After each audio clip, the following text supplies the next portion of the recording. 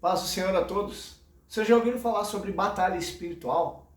Sobre a guerra que existe nos segundos céus entre anjos e demônios? A reivindicação por nossas almas? O que Satanás reivindica sobre nós para nos peneirar como se peneira o trigo? Vocês já ouviram falar sobre possessão demoníaca, possessão consciente e inconsciente?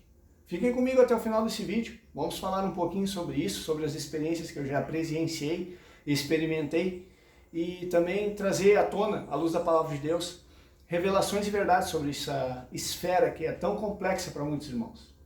Amém? Irmãos, primeiramente vocês têm que entender uma coisa: não existe coincidência no mundo material. Ah, aconteceu um acidente, foi azar, foi falta de sorte. Não existe isso. Existe uma guerra 24 horas por dia, se nós avaliarmos com o nosso plano existencial, né, do contínuo espaço-tempo. Alguns grandes homens da ciência dizem, né, que a quarta dimensão nada mais é que o tempo. Né? Isso é uma teoria, digamos assim, mas ela tem muito sentido. Porque a única coisa que você não consegue trazer de volta, que você não consegue resgatar, que você não consegue consertar, é o tempo. O tempo ele está correndo. Tic-tac, tic-tac, tic-tac. Desde o momento em que você despertou, quando era um bebezinho, seu cordão umbilical foi cortado, o médico bateu nas suas costas e você deu o primeiro suspiro de vida, ali a ampulheta da sua vida virou e você não sabe quantos grãos de areia você tem.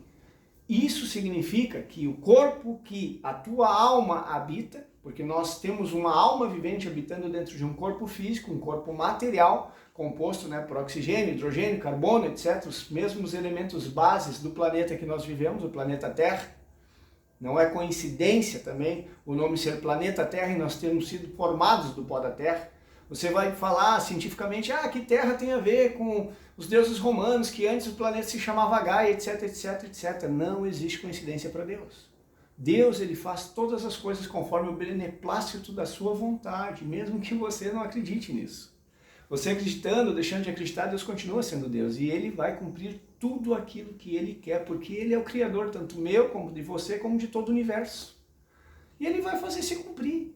Se coisas que você espera ainda não estão ocorrendo, ou se coisas que foram preditas pelos escritos do livro da Palavra de Deus, a Bíblia Sagrada, como por exemplo as revelações de Apocalipse, se você acredita que ainda não se cumpriram, se estão demorando para acontecer, ou se nunca vão se cumprir, eu tenho notícia para te dar. Acredite você ou não, a palavra de Deus não volta vazia. Se Ele diz que vai acontecer, vai acontecer. Não da forma como você espera, porque os caminhos de Deus são mais elevados que os teus, e os pensamentos de Deus mais elevados que os teus. A pergunta que eu faço para você é, você entende que cada vírgula mal colocada que você possa colocar com os teus lábios, cada atitude inconsequente que você possa ter, pode gerar uma quebra na autoridade que Deus tem sobre a tua vida, sobre a proteção que Deus tem sobre a tua alma, e o teu pecado pode te levar a uma situação de morte, onde você vai ter que colher consequências desastrosas pelas tuas escolhas erradas. Mas Jesus já pagou por mim na cruz do Calvário. Isso significa que você pode continuar fazendo tudo errado? Porque somente aqueles que creram em Jesus Cristo são salvos, correto? Todos os demais estão condenados. Isso está escrito no livro da Bíblia. Mais especificamente em João capítulo 1. Então, se somente aqueles que creem em Jesus Cristo são salvos, quem é os que creem em Jesus Cristo? Não são aqueles que foram batizados, os nascidos da água e do Espírito? Sim ou não? Se somente aqueles que foram batizados em Cristo e que creram no nome de Jesus como único e suficiente Senhor e Salvador são os salvos, o batismo não representa o sepultamento da sua matéria orgânica, da sua própria natureza humana e caída, a sua natureza independente de Deus? Você não sepultou ela nas águas do batismo? Sim ou não? Se você sepultou, consequentemente agora o Espírito Santo tem total autoridade para destruir a tua velha natureza. A palavra é clara quando diz: o último inimigo a ser vencido é a morte. Nós somos formados de espírito, alma e corpo. Desses três, qual é mortal? O espírito? O espírito voltará a Deus que o deu. A alma não foi feita para ser mortal. Agora, se ela sofreu o dano da segunda morte, ela vai para o lago de fogo. Mas se você é salvo, você não sofre o dano da segunda morte. Mas tem um detalhe: sua matéria física, o seu corpo físico, ele é mortal. Ele é o último inimigo a ser vencido. A carne milita contra o espírito e o espírito contra a carne. A palavra diz, quem morreu está justificado do pecado. O corpo do pecado, o que é o corpo do pecado? Essa matéria orgânica aqui. Ele precisa ser destruído para que não sirvamos mais o pecado como escravos. E Pedro foi muito sábio, quando disse na sua primeira epístola, no capítulo 4, que se Cristo sofreu na carne, nós devemos também nos preparar para isso, porque quem sofreu na carne abandonou o pecado. Então quer dizer que a batalha espiritual que você tanto luta, que você tanto enfrenta, ela não está ao teu redor, ela está dentro de você. Inveja, soberba, orgulho, adultério, homicídio, luxúria, fornicação, pornografia, roubo, furtos, está tudo dentro do coração humano, não está fora. Não vem um anjinho no teu ouvido dizer faz isso, faz aquilo, não, é dentro, é interior, é intuitivo, para não falar a palavra instintivo. Você tem um instinto de autodefesa, de autopreservação, aonde enquanto não mexem com o seu, tá tudo certo. Mas no momento que você é acuado e colocado contra a parede, você mostra quem realmente você é. Você mostra o que está dentro de você, o fruto que habita em teu coração. Por isso que a palavra diz, em Jeremias capítulo 17, que enganoso é o coração do homem e desesperadamente corrupto. Só o Senhor conhece. Paulo também disse que se nós nos julgássemos a si próprios, nós não seríamos julgados. Mas quem nos julga é o Senhor. Paulo também disse que embora eu tenha feito muitas coisas para Deus, eu corro o risco de ser desclassificado. Então eu sigo prosseguindo para o alvo. Eu não fico olhando para os lados, eu olho para o Cristo. Eu abandono o mundo, eu abandono todas as paixões que eu tinha no mundo, todos os desejos naturais e sonhos e planos que eu tinha, inclusive o matrimônio, ele abriu mão disso. Vocês podem ler, principalmente 1 Coríntios 9, que fala sobre isso. E ele abriu mão de tudo isso para quê? Para correr a carreira que lhe foi proposta, para tentar de alguma forma alcançar a ressurreição dentre os mortos. Essas são palavras do apóstolo Paulo, não são minhas. Quem tem estudo teológico, quem conhece a palavra de Deus sabe do que eu estou falando. Então a batalha espiritual ela se dá primeiramente dentro de você. Tira a primeira trave que está no teu olho e verás claramente para que possas tirar o cisco que está no olho de teu irmão. Cego guia cego? Não, né? Só que quando eu me encho de letra e de palavra e eu não tenho uma vida em amor, fraternidade, longanimidade, domínio próprio, eu sou um cego legalista. Porque eu tenho um conhecimento teológico, mas eu não tenho os frutos do Espírito. E todo ramo que não der fruto será cortado e lançado ao fogo. É isso que acontecerá com muitos pregadores da palavra de Deus nos últimos dias. Você quer fazer parte desses? Ou você quer fazer parte daqueles que ingressarão nas bodas do Cordeiro? Irmãos, Jesus falou claramente, publicanos e meretrizes estão à vossa frente no reino. Os publicanos eram os ladrões da época, as meretrizes são as prostitutas. Quem é a pessoa em sã consciência, principalmente se fosse um religioso da época, um judeu da época, que ia querer ter como amigo, que queria ter ao seu lado em comunhão, um ladrão, publicano, ou uma meretriz, uma prostituta? Ninguém, né? Era vergonhoso, ele ia ficar com má fama. E é assim que nós estamos vivendo hoje. Só que Jesus disse, publicanos e meretrizes estão à vossa frente no reino, porque quando eles ouviram a pregação do Evangelho, e eles entenderam que eles eram pecadores, eles se arrependeram e não praticaram mais o pecado que cometiam. Enquanto que nós achamos que somos bons e justos. Quantos de nós nos achamos bons e justos porque fazemos obras para Deus, porque temos encargos dentro da igreja? Veja que nesse exato momento, se você está passando por esse tipo de situação, ou se você está se autocontemplando num espelho, você já está engodado pela serpente, e você já está em pecado, e você já está nas trevas, e caso a luz que a gente sejam trevas, quão grandes trevas serão. Você precisa se libertar disso antes que a sua consciência seja cauterizada, e você não consiga mais se arrepender. A palavra é clara quando diz que quando aqueles que tocaram o dom celestial e provaram das coisas do mundo vindouro e retrocederam, seu estado se torna pior do que o primeiro. É impossível renová-los para arrependimento, pois estão novamente crucificando Jesus Cristo agora dentro deles. Isso é muito sério. Todo pecado contra a carne terá perdão, mas quem pecar contra o Espírito Santo de Deus não terá perdão nem aqui, nem no reino do porvir. Quem negar Jesus diante dos homens também, Cristo negará diante do Pai. E o mais importante, não tomarás o nome do Senhor teu Deus em vão. O que significa isso? Usar a palavra de Deus e o nome santo de Jesus para benefício próprio e para autopromoção humana. Se você faz essas coisas, eu tenho uma notícia para te dar. Ainda há tempo de se arrepender. Amém? Batalha espiritual, irmãos. Anjos e demônios estão, nesse exato momento, lutando pelas nossas almas. Os anjos enviados por parte do Mashiach, do Senhor Jesus Cristo, e os demônios enviados por parte do querubim desempregado. O que eles fazem? Os demônios, eles criam circunstâncias, eles reivindicam através das nossas brechas uma legalidade que possa fazer com que eles nos tirem da fé e da submissão ao Espírito Santo.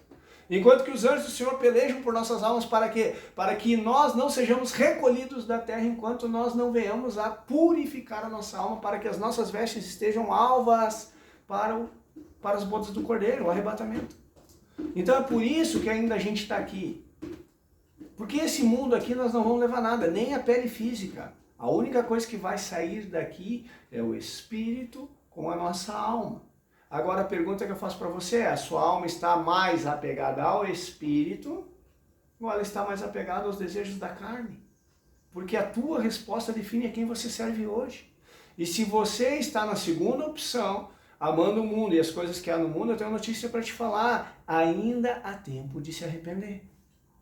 Porque se você não se arrepender na era da graça, você vai ser lavado por um fogo de choro e ranger de dentes, sem a graça.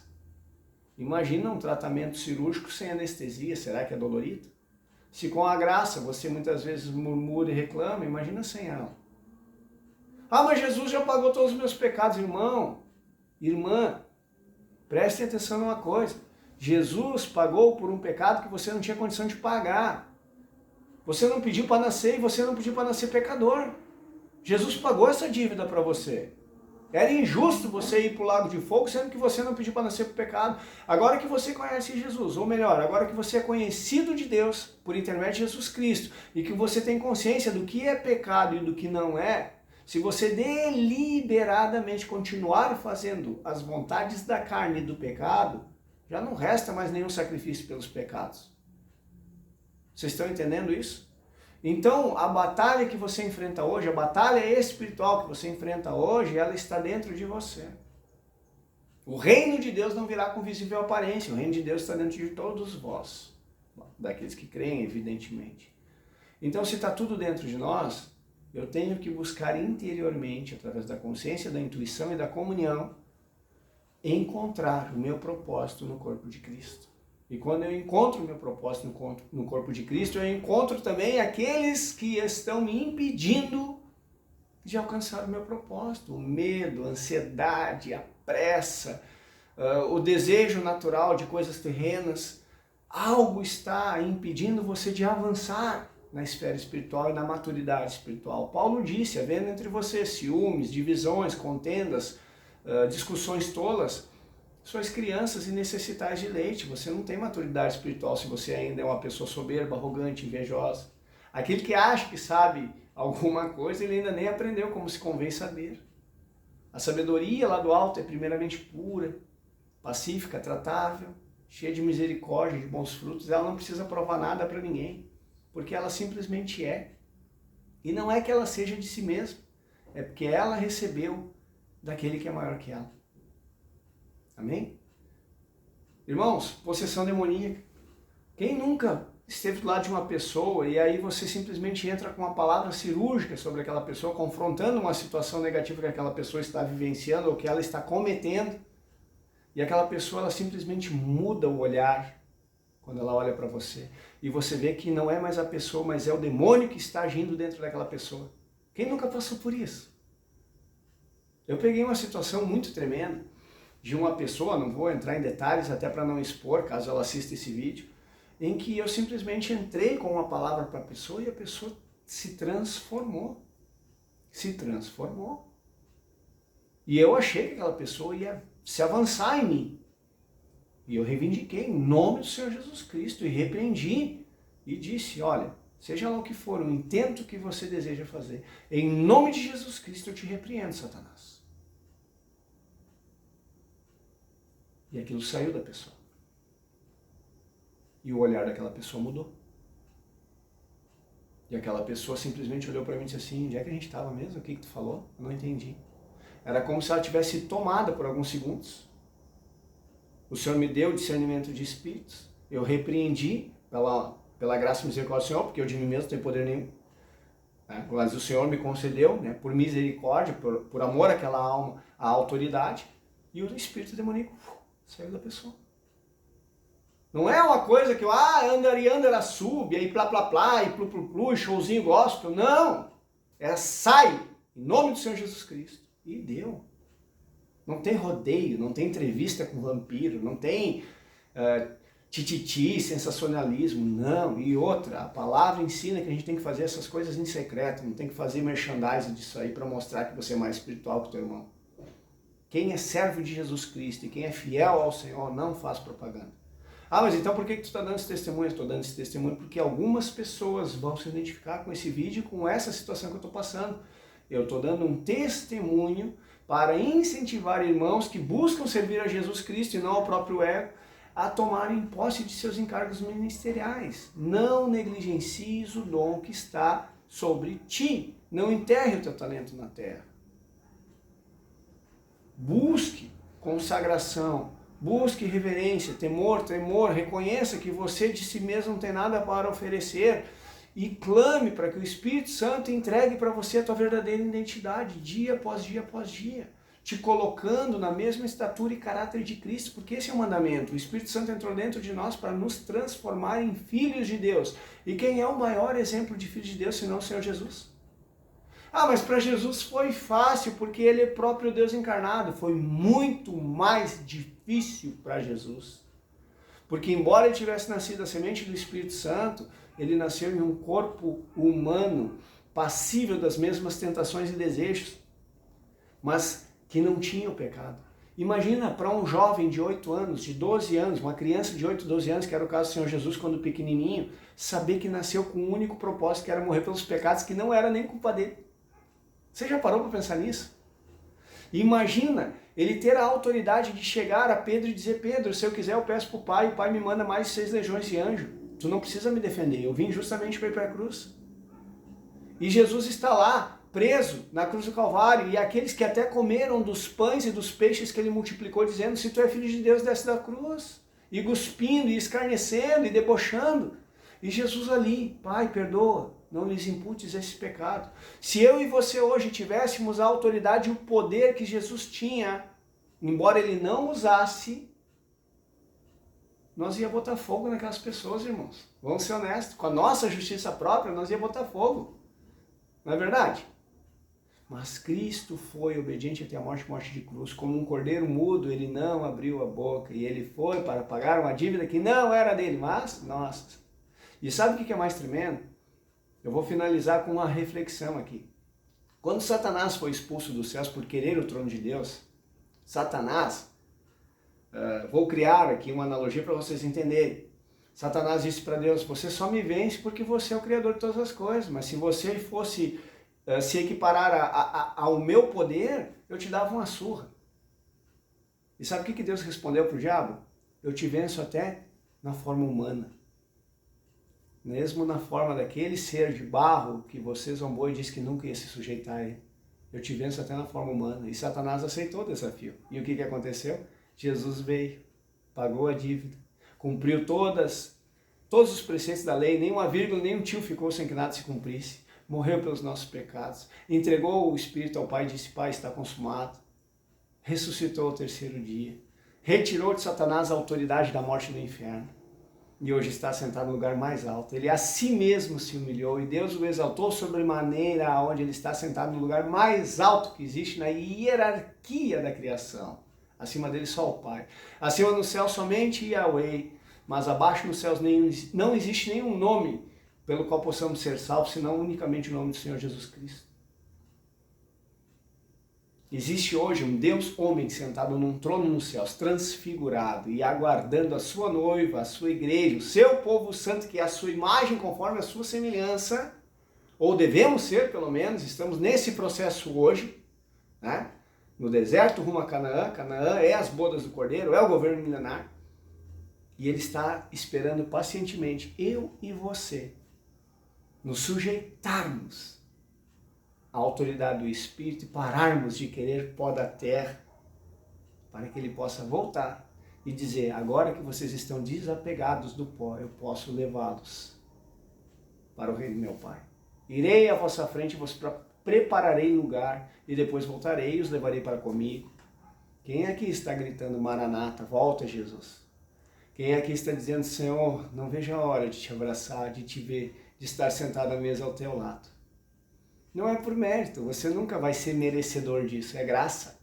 Quando você entender que é graça, você vai se sujeitar ao Senhor e não vai mais ficar cobiçando coisas do mundo e nem títulos dentro da igreja.